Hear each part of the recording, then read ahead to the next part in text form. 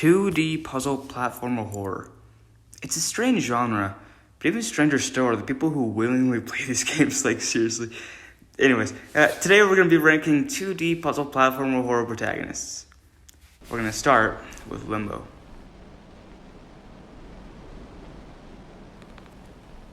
You wake.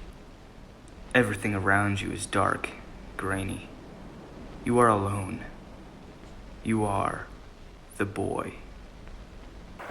Limbo kind of just throws you into the game without any explanation or reason behind anything, but we're not here to talk about the game. The nameless protagonist of Limbo, that little dude with the glowing eyes and incredibly weak jump, him. Apparently he's here to save his sister, and he doesn't have the best of luck. He's chased by relentless spiders, large ones, mind you, constantly hounded by other boys to do some Lord of the Flies type garbage. Not to mention, he's freaking mind controlled by whatever the hell this is. And he does all of this for his sister. It's insane.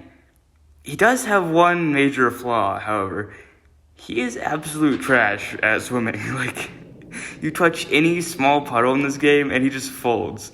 He cannot swim, at all. So close to S tier, man. So close. Inside is obviously a masterpiece, and anyone who thinks otherwise is an outrageously low IQ individual who has no respect for anything whatsoever. Screw you, Steam reviews.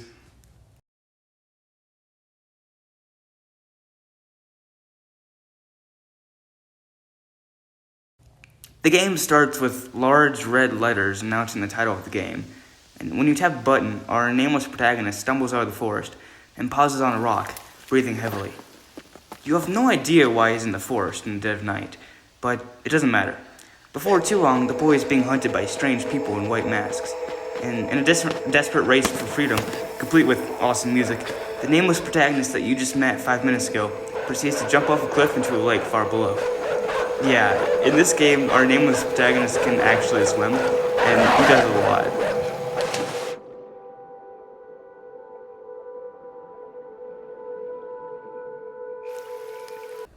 He can also survive crazy falls, his leg bones are literally made of steel.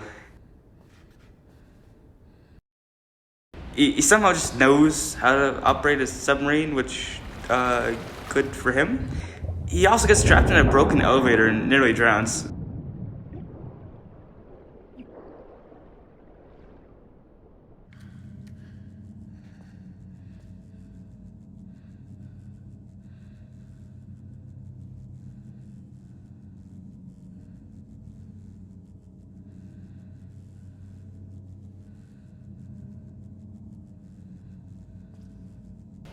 Narrowly avoids everyday hazards such as deadly water girls with extremely long hair, shockwaves powerful enough to endanger Superman, and is able to blend into a line of mind-controlled drones.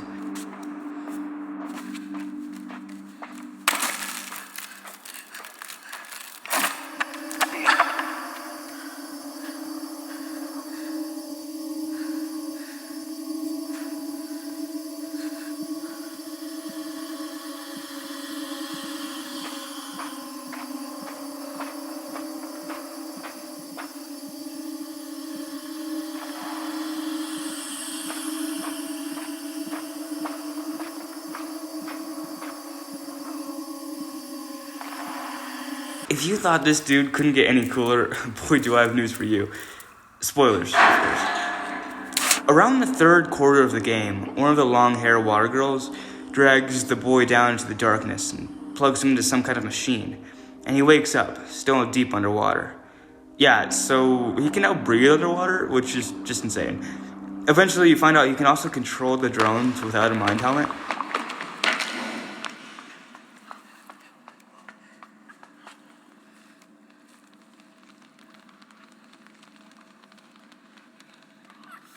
And near the end of the game, our nameless protagonist straight up gets consumed by a giant blob of flesh. I'm not joking. So for the rest of the game, you get to control this abomination, and let me tell you, it's fun as hell. I wasn't really sure whether or not to have the blob as a separate protagonist in this tier list, but since you only play as the blob for a small portion of the game, I decided to just stick with the boy. S tier, obviously. Okay, so let's just be clear that I'm gonna be spoiling the entirety of Little Nightmares and Little Nightmares 2, so yeah, be warned. Obviously, the main protagonist in the first game is Six, and she likes wearing a bright yellow raincoat 24/7 for whatever reason. In the first game, she was able to sneak into a huge ship called the Maw, and proceeded to remove the lovely janitor's arms by way of force. She has also nearly been eaten on multiple occasions, and while we're on the topic of strange food choices, she has this deadly hunger that pops up every once in a while, and she's forced to eat rats, or worse. We'll get back to that. She is literally a force of nature, and at the end of the game, she kills the tall lady, whatever her name is, and gets like soul-consuming powers. And no idea, bro, but whatever it is, it's extremely OP. And the shot of her walking between the tables while all the fat dudes just straight up die is pretty badass.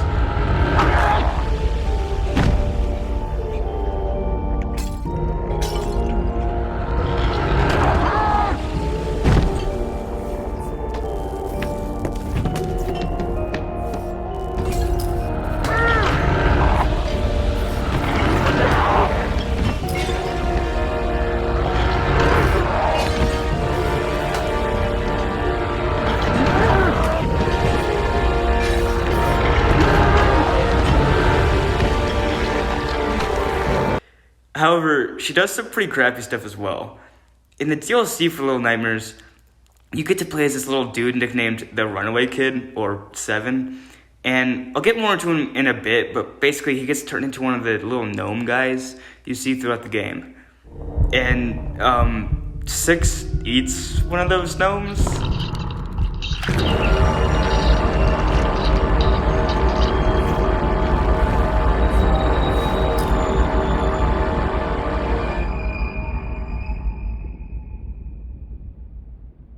Now, it's not 100% confirmed that she ate Seven, but it is heavily implied, so yeah.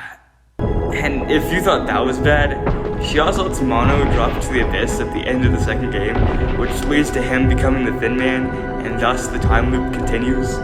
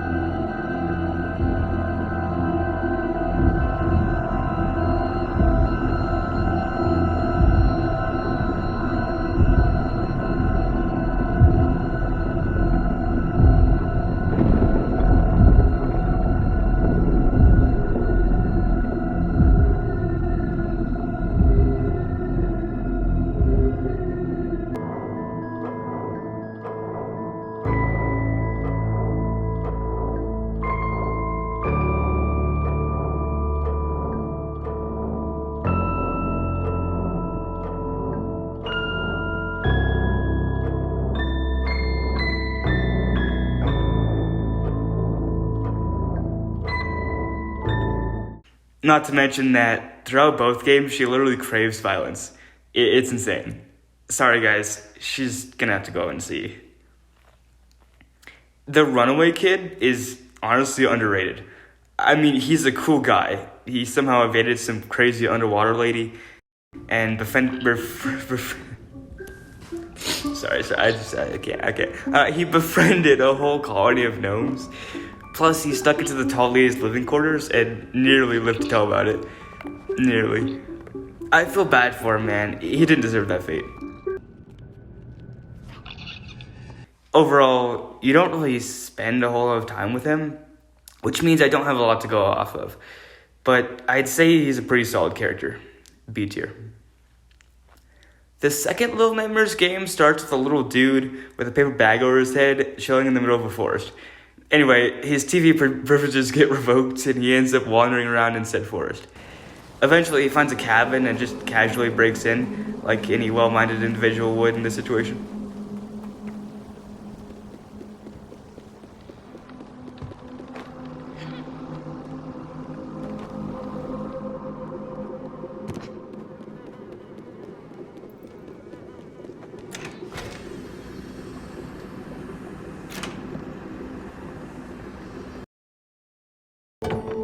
After some investigating, he finds a small girl being held captive in the basement.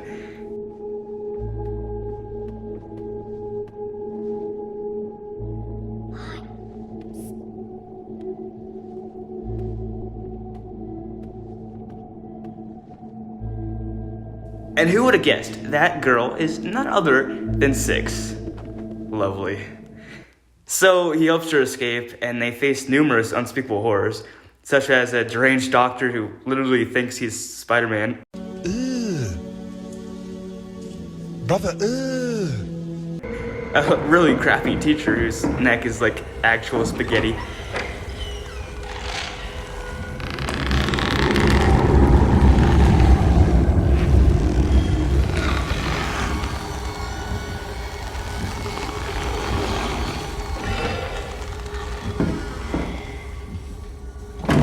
A bunch of folks who have spent way too much time staring at a screen, and their faces look like me at 3 a.m. And then there's the Thin Man. Here's the thing, Mono is the Thin Man, and the Thin Man does a lot of screwed up garbage, which means Mono should go down in the tier list, right? Well, maybe. I'm not really sure, because it's Six's fault that he became the Thin Man in the first place. But that's still no excuse for his actions, which is why we're going to have two Monos in this tier list. The Mono before and the Mono after, aka Thin Man. The Mono before gets an easy S, and the Thin Man gets a D. I think that's fair, since he literally brainwashed an entire city, killing thousands in the process. Yikes. Also, side note, I do know Little Nightmares 3 is coming out this year, and I'm pretty hyped. But since I don't know like anything about the characters, other than their names, Low and Alone, I can't really add them to this tier list, so I might make a second tier list video when that game comes out, and just add them. If you guys want to see that, yeah, just comment down below or whatever. And yeah, so that's it for Little Nightmares. Moving on, next up is Oxenfree, which is a bit different than the last few we've done. Oxenfree isn't really a puzzle platformer, but it is 2D and it has like horror elements, so I thought I'd include it. I also just love the game, so yeah, there's that. What's going to make this ranking interesting is that you, as the player, can choose most of the things that Alex says or does. Because of that, I've got to work off of how she acts toward what happens during the game, and different things that stay the same no matter what you choose, like the fact that Alex's older brother Michael drowned right in front of her, and she feels guilty of that. Clarissa, Michael's ex, blames Alex for his death, and when strange ghost rifts start appearing and the ghosts start possessing people, Alex has to make a choice between herself and Clarissa. Obviously, since this is a choice-based game, you can choose either, but I like to think that saving Clarissa is canon.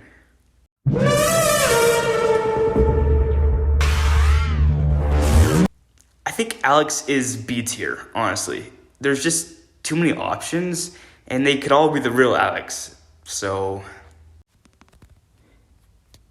Dark is a bizarre game, even while surrounded by bizarre games. This is probably the weirdest game on this list, honestly. The main character, Lloyd, becomes aware of the fact that he is dreaming. And let me tell you, this guy's dreams are wild. First of all, he's got these insane, wall walking powers. There's these weird levers that can shift you forward or backward or whatever is going on here. And there's also these weird lamp-headed people, and we don't talk about that. Back to Lloyd. My dude has a horrible taste in clothes, but I'll let it pass since he's probably the fastest person on this list. Bro really thinks he can make the Olympics. Overall, I don't have too much to say about him because my brain literally dies every time I think of this game, so... B tier? Low B. That feels right. The Diver is probably the most mysterious character on this list. Not only do you never see their face, you know literally nothing about them. Regardless, they are pretty awesome. The main gimmick of the game is that the Diver can possess different sea creatures, and that makes for interesting puzzles. At the start of the game, the Diver awakes, held by a chain connected to something far below. The Diver then possesses a small creature to escape their bonds, swimming into the unknown. You do a few more puzzles, and you start to feel somewhat comfortable in this strange, hand-drawn world. And, well, that's when you swim out of a gaping mouth, revealing you were inside a giant beast this entire time. This reveal is awesome and makes the player feel small and insignificant. Throughout the game, the diver possesses more powerful creatures and finds remnants of divers before them, while also killing large underwater abominations to awaken a huge, forgotten machine. This all leads to a powerful climax, ending with the freaking god of all divers swimming up, seemingly to the surface, with thousands upon thousands of divers in their wake. I had to make a water-related joke, okay? Oh, brother, this guy stinks! Anyways, I'd say the Divers a solid A tier. Actually, no. Divers S tier, because they did us all a favor by killing this, yeah. This reveal is awesome, and makes the player feel small, and are you serious? No! You wake. Everything. Bro, why?